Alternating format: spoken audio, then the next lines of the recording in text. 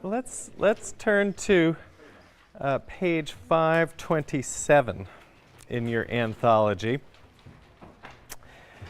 where you find a famous poem by Wilfred Owen called Dulce et decorum est. And your footnote explains that that phrase is the beginning of a line from Horace, completed at the end of the poem. That is in the last lines of the poem. Pro patria mori, translated as it is sweet and proper, sweet and right, decorous, to die for one's country.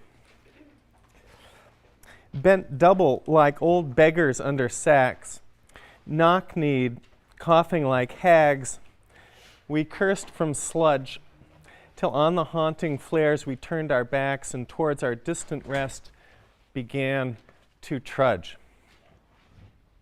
Men marched asleep. Many had lost their boots but limped on, bloodshod. All went lame, all blind, drunk with fatigue, death even to the hoots of tired, outstripped 5 nines that dropped behind. Gas, gas, quick, boys, an ecstasy of fumbling, fitting the clumsy helmets just in time, but someone still was yelling out and stumbling and floundering like a man in fire or lime. Dim through the misty panes and thick green light, as under a green sea, I saw him drowning. In all my dreams, before my helpless sight, he plunges at me, guttering, choking, drowning.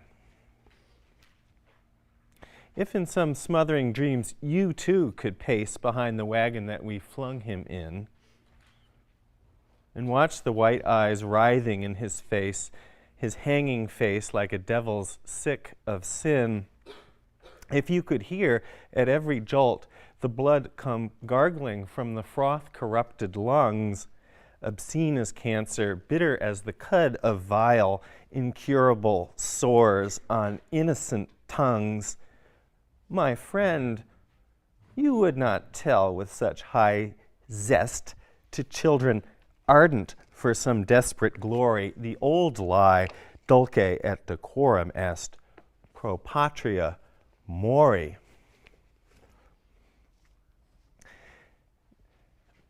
Paul Fussell, a literary critic who wrote a brilliant book about the literature and culture of the First World War,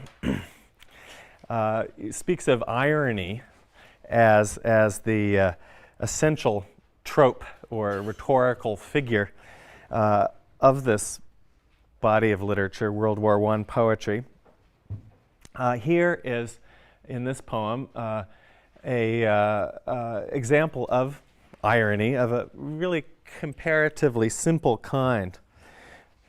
What are schoolboy lines from Horace, lines that Owen and many others would have learned in school to recite, to have memorized.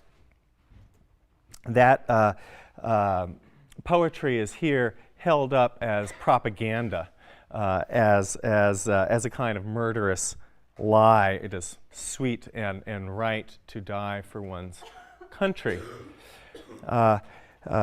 You can feel it in the marvelous texture of this poetry against Horace's decorous and elegant Latin. There is placed Owen's Anglo-Saxon, alliterative, inflected, strongly stressed language with its rough and actual vernacular diction. The power and authority to of Owen's writing is, well, certified, we feel, by that first person that speaks to us, that I who speaks from as a witness to war, as a describer, as someone telling a reader elsewhere what he has seen, and speaking specifically for one fallen soldier. The reception of Owen's poetry has always been attached to a sense of Owen as a soldier and witness to war, and indeed as a victim of war who died a week before the armistice. These poems that you see the cover for here, excuse me, poems by Wilfred Owen, originally appeared posthumously after Owen's death, introduced by Siegfried Sassoon, comrade, fellow poet, fellow soldier. And as you can see, in addition to the introduction, the cover advertises also a portrait of the not a portrait of the artist, a portrait of the author. And there is Owen in uniform, a handsome young man. This is all, as I say, very much part of the transmission of Owen's poetry. Dulce et decorum est is a great poem, but the kind of irony that it puts forward is, I think, a simple one. It is, well, and it's a poem, there are lots of them, that are great poems, that when I first started teaching this course, I decided I wouldn't teach. And for a number of reasons, including, well, the sense that, Yeats, Stevens, Eliot, these are hard poets, and we need as much time on them as we can in order to read their work. And this poem seemed like one you might find and be able to read yourself without me there to explain it. It also is the case that probably many of you have already read it and possibly studied it in school and talked about it. So at any rate, this seemed to me to be, when I started teaching this course, reasons not to teach it. Besides, well, I think the first time I taught this course,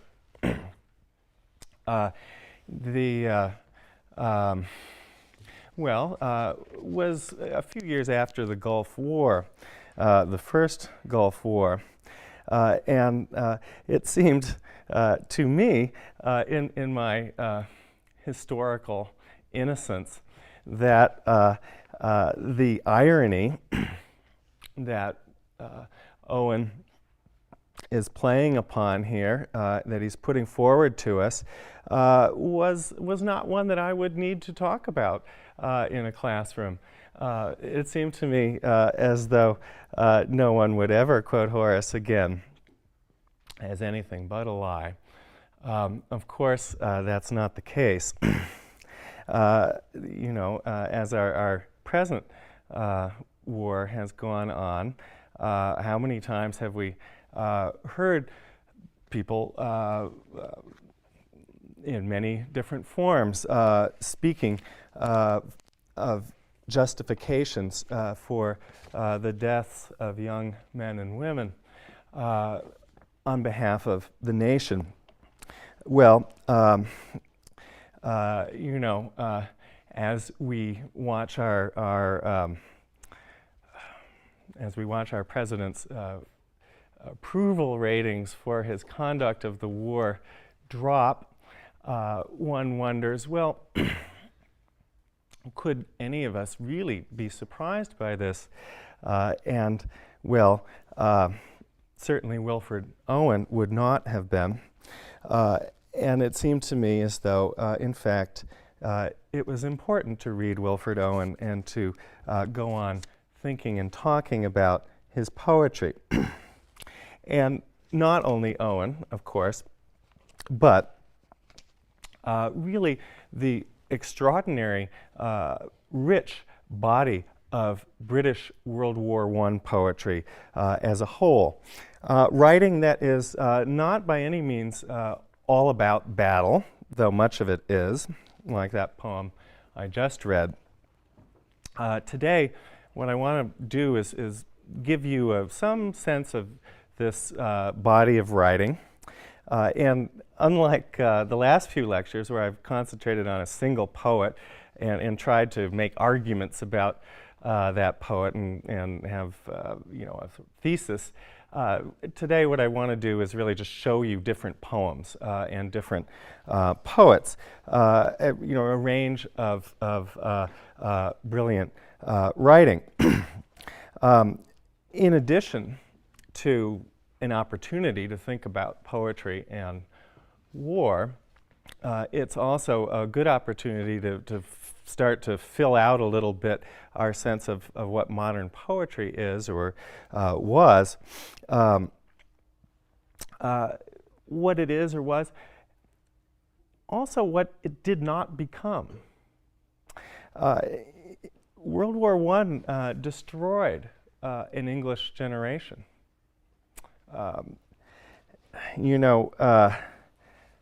Modern poetry, as we study it in this class, and I think as you see it in this anthology, is an international phenomenon. It's not, we don't have a lot of English poets on this syllabus. There's T.S. Eliot, the only great English poet born in America.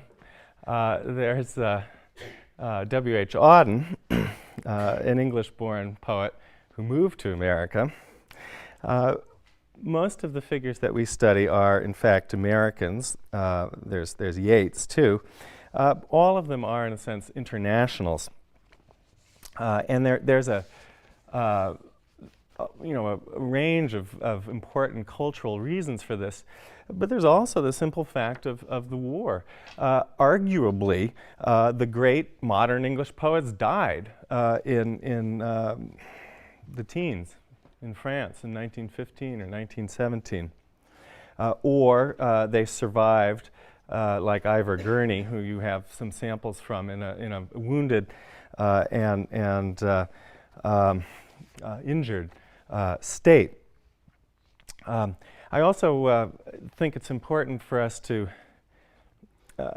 think about the war as an important context when we go on to read Pound and Eliot, when we encounter in their poetry a sense of apocalyptic change, of civilization in crisis, which can seem pretty vague sometimes. And this is true for the Yeats poems that we've been talking about as well. Yeats is obviously writing in the context of an Irish Civil War, but it's also the case that he's writing in the shadow of the First World War as well. On July 1st, 1916, more than 57,000 English troops were wounded or dead. I think almost 20,000 on that day died. And in the Battle of the Somme, as it unfolded, there were 1 million casualties. This is a scale of human suffering and a kind of a scale of human suffering that is enormous and hard to comprehend, and leaves its shadow across the writing that we will be reading. All the poets we will be talking about today are men, not quite all soldiers, but most of them. I've given you some quotes from Virginia Woolf, partly to remind us that the war did not only exist for men or soldiers, and that it existed in England as quite as much as it existed on the continent. With all that said by preparation, let me show you some more poems. Beginning with Thomas Hardy on page 51. Hardy is this is a little pamphlet of war poems Hardy published in 1917, and that you can find in the Beinecke. Hardy, arguably the greatest English poet, modern English poet, is a figure we don't study in this course otherwise. He is a poet from another century. He's born, in fact, 20 years before the American Civil War. When World War I began, he was 74.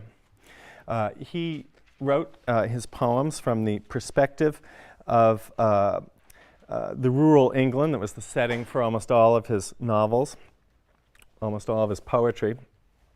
And Channel Firing on the bottom of 51 is also set in the west of England, Hardy's home country, and is set right on the verge of the First World War. It's a poem about gunnery practice. It's a dramatic monologue spoken by one of the dead in a graveyard.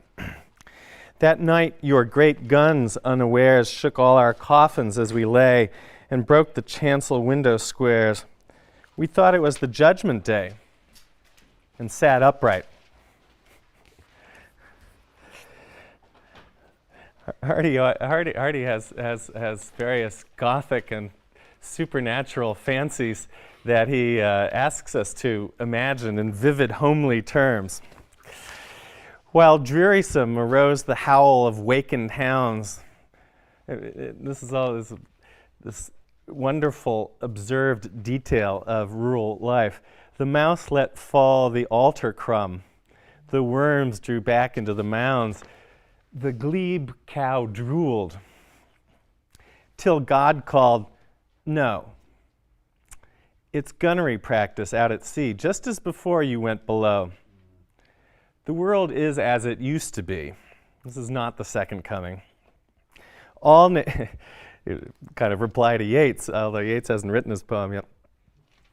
All nations striving strong to make red war yet redder. Mad as hatters, they do no more for Christi's sake than you, who are helpless in such matters. That this is not the judgment hour, for some of them's a blessed thing. For if it were, they'd have to scour hell's floor for so much threatening. Ha, ha. Hardy's God laughs like that. It will be, Frost would have understood it. It will be warmer when I blow the trumpet, if indeed I ever do, for you are men and rest eternal sorely need. This is God so cruel that he will not deliver the second coming, the day of judgment. So down we lay again. I wonder, will the world ever saner be, said one, than when he sent us under in our indifferent century? And many a skeleton shook his head. Instead of preaching 40 year, my neighbor Parson Thirdly said, I wish I had stuck to pipes and beer. Again the guns disturbed the hour, roaring their readiness to avenge as far inland as Storton Tower and Camelot and starlit Stonehenge. gunnery practice disturbs the dead, disrupts the ground. Here war refuses to let the dead lie in peace, with the notion that not even the dead are safe from it, unaffected by it. The church windows shatter. Well, in some sense, this is exactly what modernity might be seen to be doing to traditional English culture. Hardy is full of all those quaint, Gothic, archaic dictions and fancies. The dead are raising their objections here to guns that will be used very shortly in the Great War. God reassures them, though, of course, what he says here is not reassuring. He says that although red war is getting redder, it's really as it always has been. This is not the end of the world that it appears to be. He's not about to let mankind off the hook with Judgment Day. The speaker narrator lies back and wonders if the world will ever be saner. His neighbor says, well, I don't think so. I wish I had, pleasured myself and rather than serving that wicked God. In the last stanza, then, there is that extraordinary shift of perspective. The sound of the guns carries inland into the heart of England. And as it does, it carries back also in time to Camelot and to starlit Stonehenge. What happens when that happens? What is the meaning of this? The power of the sound of the guns to echo back in time. As Hardy evokes Camelot and Stonehenge, you might read this, understand this as what? As dignifying and legitimating the present firing, the present conflict, or in some sense, does it go just the opposite? Does it suggest that England's history and its heritage and its honor are in jeopardy? Does it, in some sense, demythologize the past, demystify it,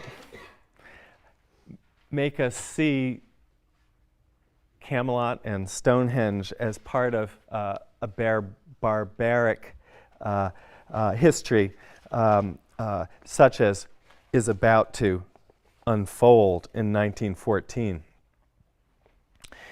There are a couple other Hardy poems in your anthology, memorable and powerful, that are war poems, including on page 59, In the Time of the Breaking of Nations.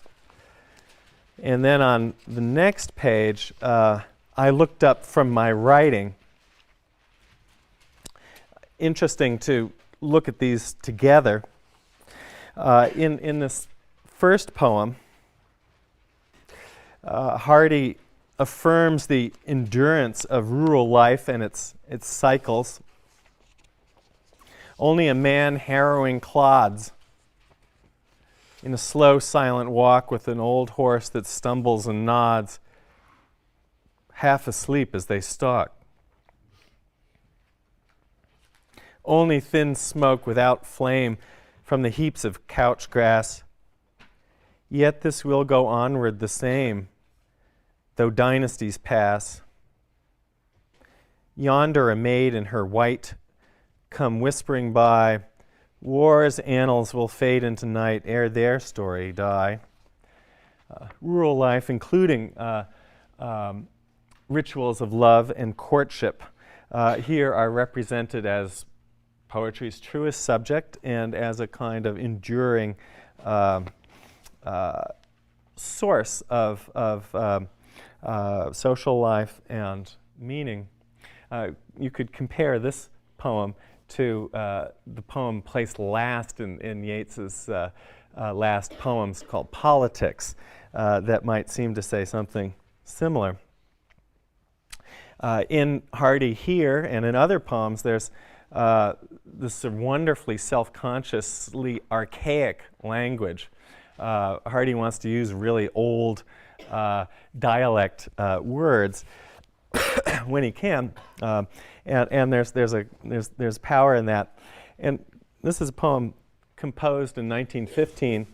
When we read the love song of J. Alfred Prufrock, when we read Pound's first canto, remember that those poems are written, published at just the same time this poem is being written. Poems with very different ways of proceeding in different kinds of language. In the second poem here, I looked up from my writing, the poet, the first person, is being interrupted at his desk at night.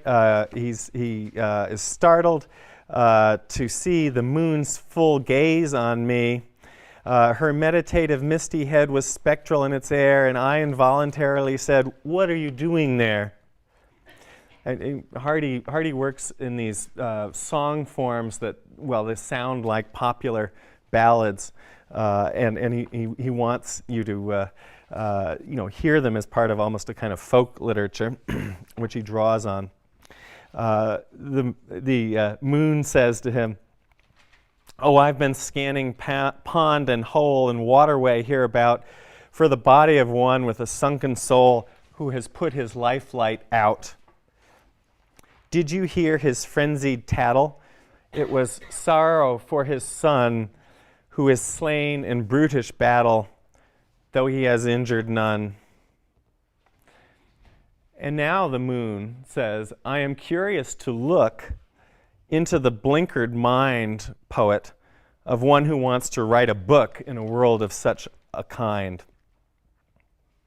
Her temper, the poet then says, overwrought me, and I edged to shun her view, to get out of the moonlight, for I felt assured she thought me one who should drown him too. Here, a neighbor father, crazed with grief at the death of his son, has drowned himself, killed himself. And the moon implies in its gaze that the poet should do so too. In such a world, it seems writing poems is a kind of, well, even surviving is a kind of guilty privilege. You could compare with this poem Kipling's poem.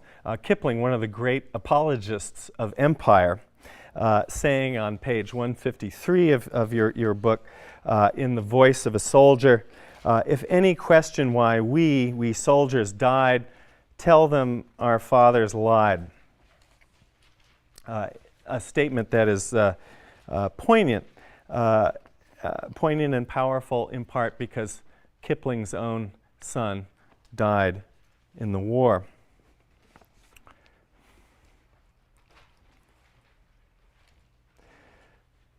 This is the volume of poems published in 1917 by Edward Thomas, and a portrait of Thomas, another soldier poet, not represented, however, as a soldier here, represented rather as a English citizen in tweed, a man out in and of nature.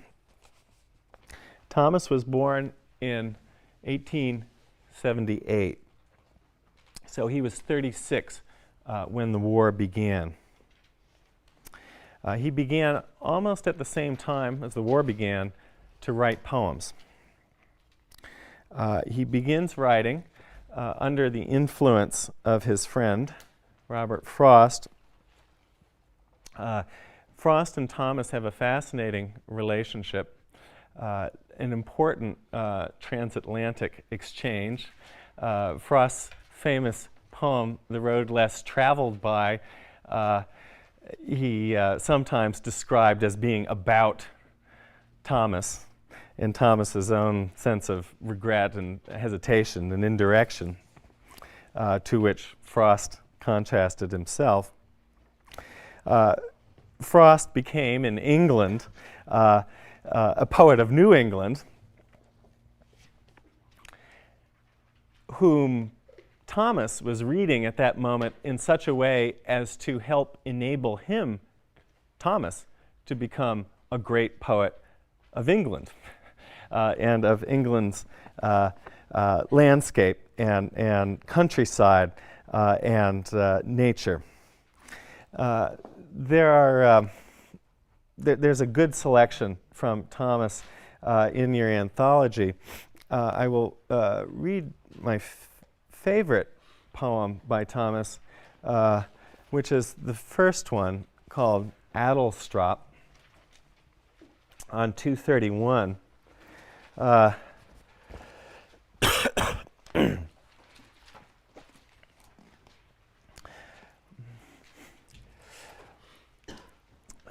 Yes, I remember Addlestrop, the name, because one afternoon of heat the express train drew up there unwontedly. It was late June. The steam hissed. Someone cleared his throat. No one left and no one came on the bare platform. What I saw was Addlestrop.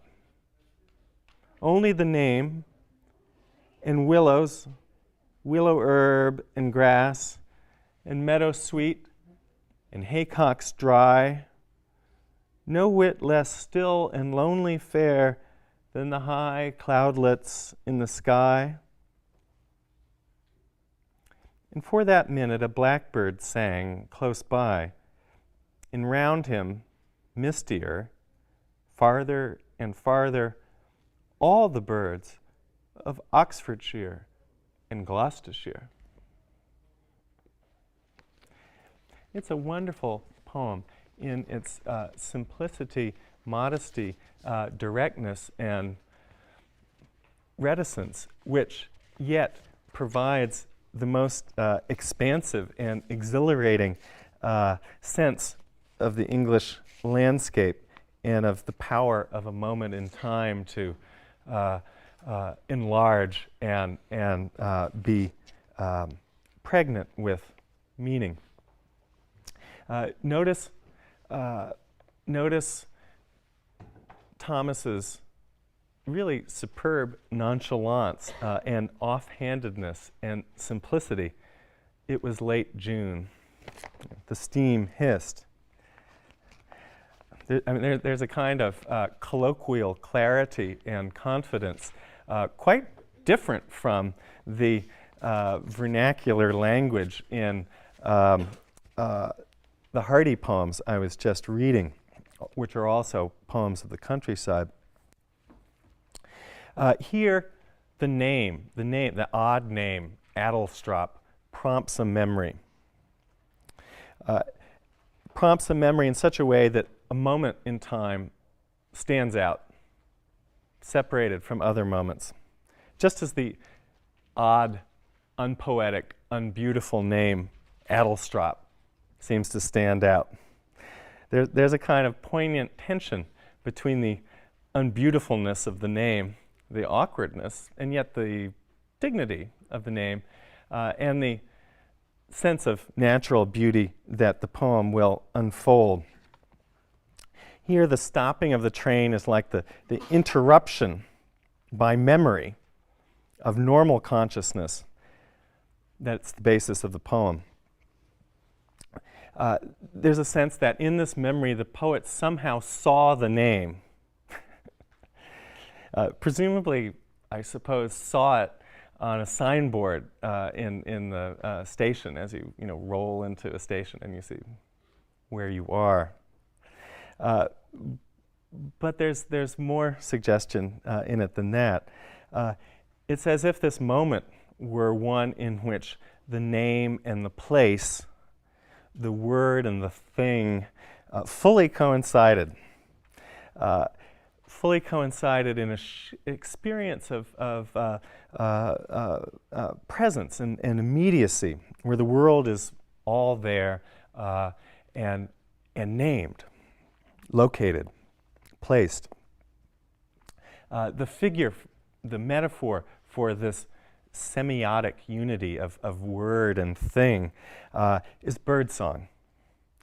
Here, birdsong is a kind of natural language, a language in which nature speaks, and speaks in such a way that the particular voice carries the import and authority of the general. Just as the one bird seems to sing with many bird songs by the end of the poem, and so Adlestrop itself suddenly seems to signify more, calling to mind in a kind of rippling and radiating circles Oxfordshire, Gloucestershire, England. All of it, the poet's home. At the same time, it's also clear that this epiphany is a remembered experience. It's recalled. The poet's first word, yes, wonderful affirmation, situates the poem in a dialogue, as if someone had just said, "Have you ever been to Adlestrop?" Whether this dialogue is actual or internal, it doesn't really matter. Part of the poem's force derives from the status of this moment as something remembered. And remembered within the context of a nation at war. Although I believe Thomas wrote the poem the year he enlisted, but I think before his enlistment, you might feel as though Thomas is already on the train for France. There's a way in which the context of the war, too, shadows the poem and remains present in it. Don't you feel it in certain details? The eerie lack of people in this place. No one left and no one came. In a sense, it is an image of the English countryside at a moment in which it is being emptied out, its young men sent to France to die, a kind of no man's land already.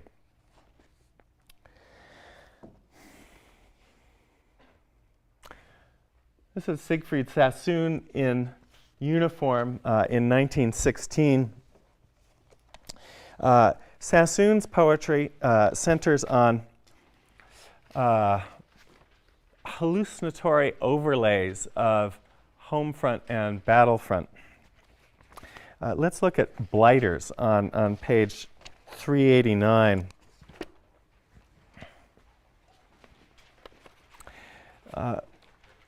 A wonderfully angry poem. A poem that is situated in a music hall. I guess presumably a London music hall. The house is crammed. Tier beyond tier they grin and cackle at the show, while prancing ranks of harlots shrill the chorus, drunk with din, "We're sure the Kaiser loves the dear old tanks." I'd like to see a tank come down the stalls, lurching to ragtime tunes or Home Sweet Home, and there'd be no more jokes in music halls to mock the riddle corpses round Bapaume. Here, there's an analogy between the music hall and the theater of war. It's as if the English populace were spectators only, consuming as entertainment war propaganda, which makes the poet hate them. He imagines here the eruption of the real into this representational space, and imagines it as a kind of attack on the working and middle class audiences of the music hall. The soldier becomes, in fantasy here, the spectator as the war turns around and comes back, reversed by a kind of evil charm or spell, coming home. And home is here made to rhyme with beau pomme, bringing battlefront and home front together as a rhyme. There's an aggression towards the urban crowd here that recalls and exaggerates Yeats's attitude at the same time, really in the same years, in poems like A Coat or The Fisherman. In other Sassoon poems, the war comes home in other ways. For example, in The Rear Guard, just down the page here, or Repression of War Experience, which is about traumatic repetition of battle, or in Dreamers, where there is, again, a kind of juxtaposing of life in the trenches and life in the city. Rather than dwell longer on them, though, and to make sure I get time for a couple more poems, I want to move on and consider, this is Sassoon's poems, Counterattack, and this is the poetry of Isaac Rosenberg. Here's a frontispiece with Rosenberg in a military coat. Rosenberg was, besides a poet, was also an artist and created these self-portraits. Self-portrait in France, 1915. Rosenberg, in contrast to Sassoon, was poor, Jewish, and writes a rather different kind of poem from those we have been looking at today. One of the most famous and extraordinary is Louse Hunting on page 506. A little bit further on in your book. Nudes, stark and glistening, yelling in lurid glee. Grinning faces and raging limbs whirl over the floor, one fire. For a shirt, verminously busy, yon soldier tore from his throat with oaths Godhead might shrink at, but not the lice. And soon the shirt was a flare over the candle he'd lit while we lay. Then we all sprang up and stripped to hunt the verminous brood. Here the soldiers are stripping their clothes off and attacking the lice that are attacking them. Soon, like a demon's pantomime, the place was raging. It's nighttime and the candles and flares are throwing shadows. See the silhouettes agape. See the gibbering shadows mixed with the battled arms on the wall. See gargantuan hooked fingers pluck in supreme flesh to smutch supreme littleness. See the merry limbs in hot highland fling, because some wizard vermin charmed from the quiet this revel, when our ears were half lulled by the dark music blown from sleep's trumpet. A strange place for this poem to end. Nudes, the poem begins. it's shocking and comic and pleasurable to see the armored men, uniformed men, suddenly exposed, just naked bodies. To see them here bedeviled not by a gas attack or machine guns, but lice, fleas. Rosenberg is writing not in those little crafted stanzas of Hardy or of, for that matter, of Thomas. He's writing in a kind of strongly stressed free verse with variable line lengths, lots of, there's a sense in which the poetry itself is exuberant and naked and full of life and vital and naturalistic, you could say, in its representation. Rosenberg is giving us an anecdote from the trenches, and yet it slips very quickly into a sense of fable. The louse hunting, where these big men hunt these little things, these fleas, it becomes, when it's thrown by shadow as a kind of flickering image on the tent or trench wall, when it becomes represented, so to speak, it becomes a battle scene where gigantic forces smutch supreme littleness. We are put in mind of how men are to the gods as flies to men. This is an analogy as old as and found in Homer. We are also put in mind of how the war is in fact anything but a revel, though it too may have been provoked by a cause as insignificant and hard to trace as some wizard vermin. Those last lines then are so ominous and strange. Though these men have been brought to life from sleep, there's a sense that the trumpet will sound for them again, and they will enter a dark sleep from which they won't wake, which is just the point of the next poem, Returning, We Hear the Larks. I won't take time to read it, though, or talk about it, but instead I'd like to conclude. This is another great poet of the war who survived, though in, as I say, a wounded condition mentally, Ivor Gurney. I want to conclude with a poem by Owen. There's, let's see, this is page 528. Just following Dulce et Decorum Est, Strange Meeting. This is a poem that,